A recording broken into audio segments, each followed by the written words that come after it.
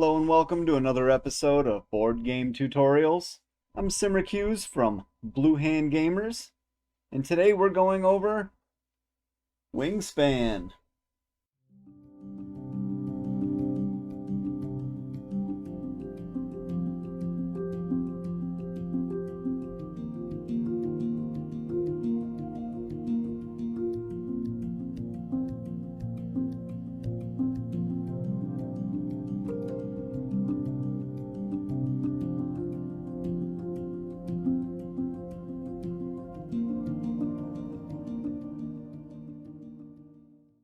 Wingspan is a 1 to 5 player competitive game published by Stonemaier games, and I consider this an indirect competition game because there is no direct interaction with any other players. You have to outsmart your opponents by playing your cards and performing your actions without being affected by them. But we'll get more into that later. For now, let's check out a little quick setup.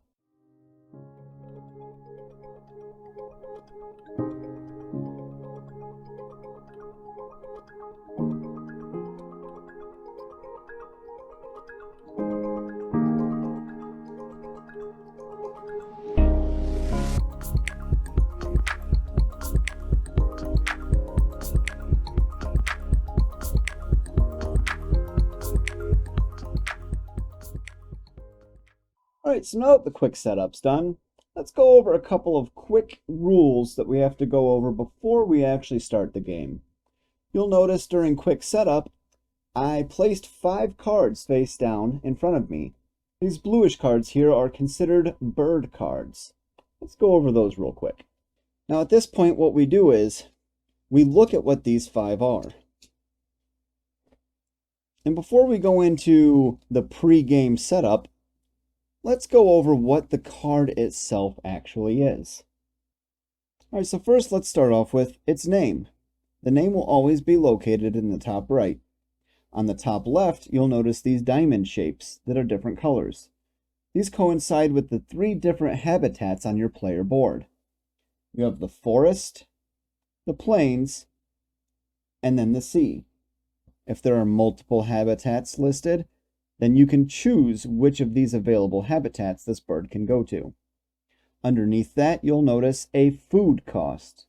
There are 5 different types of food, and almost every bird requires a food cost in order to be brought onto the board. Some birds, however, have a circle with a line through it indicating this bird is basically free. It can go anywhere for no cost. If there's a plus sign, that means you have to pay all of the shown food resources. If there's a slash, that means you can pick one or the other to pay the resource. When you play a card, the when activated abilities that are posted as the brown line across the bottom do not get used at all. However, when you play a bird, and it says when played, you can perform this action.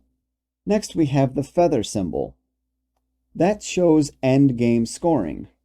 This symbol underneath, there are 5 of them, and they all indicate different nest styles. Underneath the nest shows how many eggs you are allowed to play on this specific card. And then underneath the eggs, you also have how big the bird is, which could be taken in effect based on bonus cards later on, and its ability to be played on the board. So when we start the game, we start with 5 bird cards and 1 of each food resource. Now the ruling states you can keep up to all 5 of these cards. However, it will cost you 1 resource per 1 bird you keep. So make sure you pay attention to any of the food costs. We spent 2 resources to keep 2 cards. So these resources you spend will get added to the supply on the board. After that, we have 2 bonus cards. These take effect in endgame scoring. We start the game with 2, but we have to choose one to keep and discard the other. Now that we're all set up to play, let's go over your 4 different actions. Now you'll notice that the 4 actions are also displayed on the far left of the board, so let's get a close-up and see what those are. First and foremost, in the very top left, we have Play a Bird. So those cards we saved during setup are our starting hand. During Play a Bird, you take one of your action cubes and place it right above the column where you plan on playing one of your birds. In this case, I'm going to play a bird in the forest. You always play your cards from the far left to the right. If I want to play a bird in the far left forest, I would place my cube here to indicate it does not cost me an egg to play this bird. I then check the restrictions for habitat, which this does allow me to place this bird in the forest. Now I will pay its cost, which in this case is 1 seed. Return that to the supply. And when your bird has been placed, you now remove the action cube and put it to the far left of the game board. At this point, your turn is done and it goes to the next player. Our next action is gain food from bird feeder. Now when it's your turn again, and you go to perform one of the 3 player mat actions, such as gain food, you take your action cube and place it on the leftmost exposed section on your player mat. Now you'll notice there's a little white line here separating 2 separate sections of this spot. This die here represents 1 bird feeder resource you can claim. So let's go and check that out. Here we have the bird feeder, and for every die that you have on your space for gain food, you can choose one of these to gain the posted resource. So if we wanted seafood or a fish, we could take one of the dice that show the fish, or a rodent, or a seed. And then of course there's fruit and invertebrates. There's also this symbol that shows an invertebrate /line and seed that does not count for same die facing rulings as an invertebrate or a seed. It is its own die face. And the reason I say this is if at any time you go to claim a resource and the only resource showing is the same exact resource across all dice, instead of claiming a resource, you can first re-roll all 5 dice, then choose from the new set. And when it comes to all dice having the same face, that does actually include if there's only 1 die left.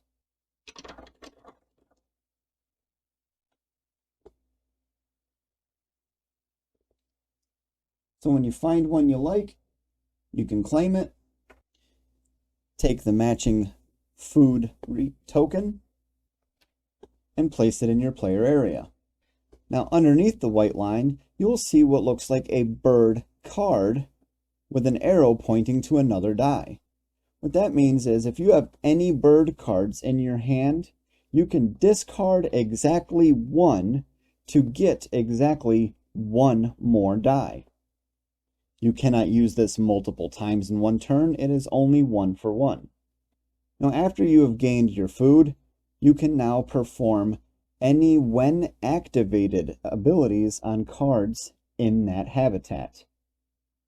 Since we have the Mourning Dove that has a brown when activated, we've activated the gain food, so we get to perform this ability on the Mourning Dove's card. In this case, we get to lay 1 egg on this bird. Remember to take into consideration the maximum amount of eggs allowed on each card. And when you're done, the action cube will again move all the way to the left, and that will indicate the end of your turn. Next up, we have lay eggs.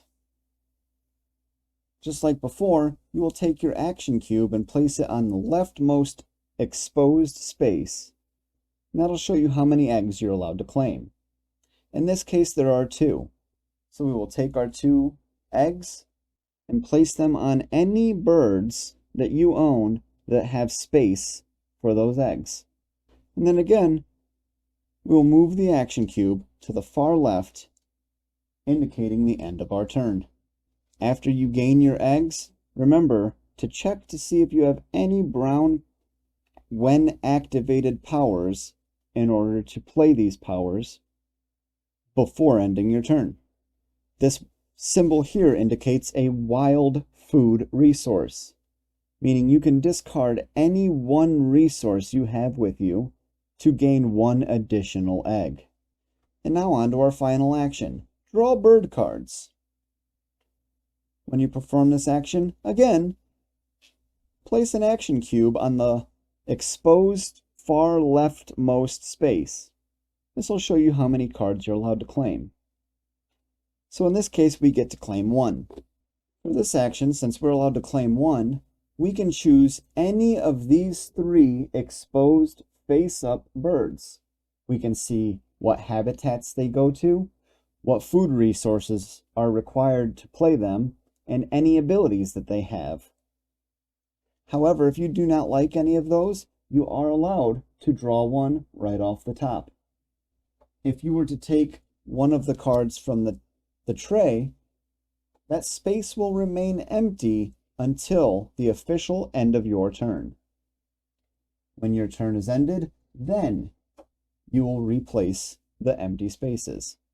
And just like the other 2 habitats on your player board, if you have any other brown powers, you are allowed to then use them before ending your turn. This symbol here means you can spend an egg to gain 1 additional bird card. Now gameplay will continue until all 8 of your action cubes have been used. And when you are out, you have a little set of rules for setting up for the next round. But first off, we have to look at the end of round scoring. So at the end of every round, you have a scoring tile. In this case, round 1 indicates the total number of played birds you have on your player mat. There are 2 different sides. One is a more competitive green side, where it goes based on who has the most and in what order. Whoever's in first place will claim the first place prize, second place, third place, and then 0 for anything more than 3 players. The blue side is it's less competitive. In fact, actually, all players can gain points based on what is presented to them. So since on the blue player's player board, they played a total of 3 bird cards, they get to place one of their blue cubes on the number 3. Green only placed 2 bird cards, so they claim the 2 space. You can have multiple players claim the same space. It's just points for end of game. After that, you now remove all remaining action cubes and put them in your personal supply again. At this point, you do in fact have 1 less cube than you had before, making round 2 a little bit faster as you have 1 less thing to do. Step 3 of end of round entails getting rid of all 3 active bird cards, and then replacing them with 3 all new cards. And then the last step is the passing of the first player token.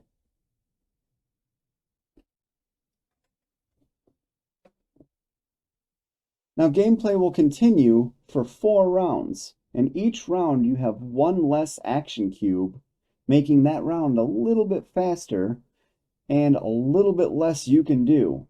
So you really have to plan ahead.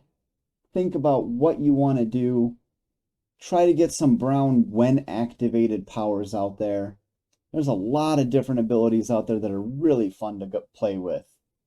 There's one ability we haven't gone over quite yet. Let's check that out real quick. We've gone over the brown when activated abilities, and you'll notice some of the abilities have symbols on the left. These are just to identify abilities and powers for endgame scoring or card triggering effects, such as, when activated, repeat any hunting or killing power in this habitat, which means you would effectively be able to play this a second time, since this is in fact a hunting, killing ability. But that is the when activated power. We've also seen the when played power, which means the one-time bonus when you first play that bird from your hand. It is rare, but we also have the no powers. These tend to usually be worth a large amount of points. And then lastly, we have the pink once between turns powers. It doesn't matter how many players are in the game, when that triggers, because every pink ability will tell you how it triggers. In this case, when another player plays a forest bird, gain 1 invertebrate food from the supply.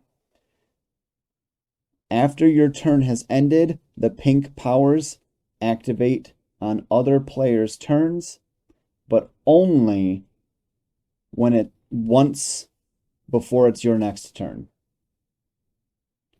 So if that does happen, you have to wait until after your next turn to do it again. And that really covers the basics.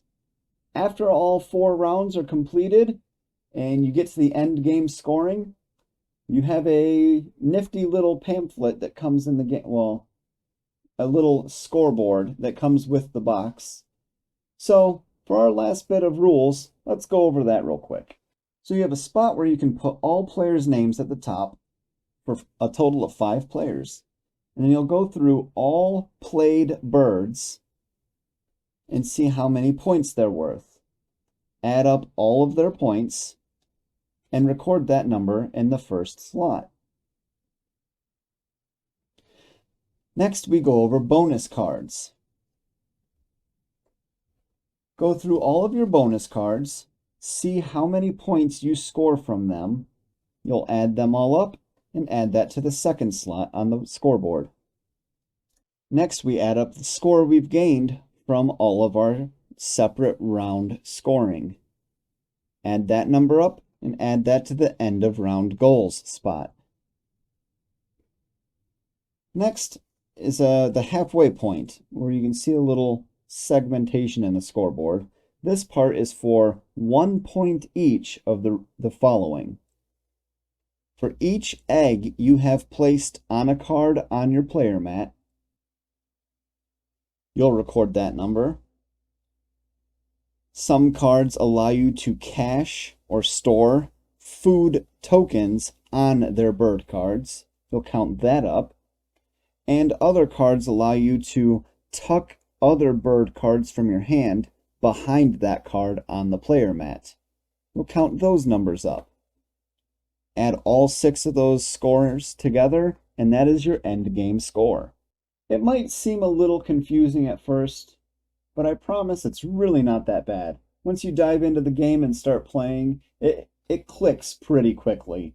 It's a fairly quick game. The box indicates 40 to 70 minutes. I played a 2-player game in 25 minutes.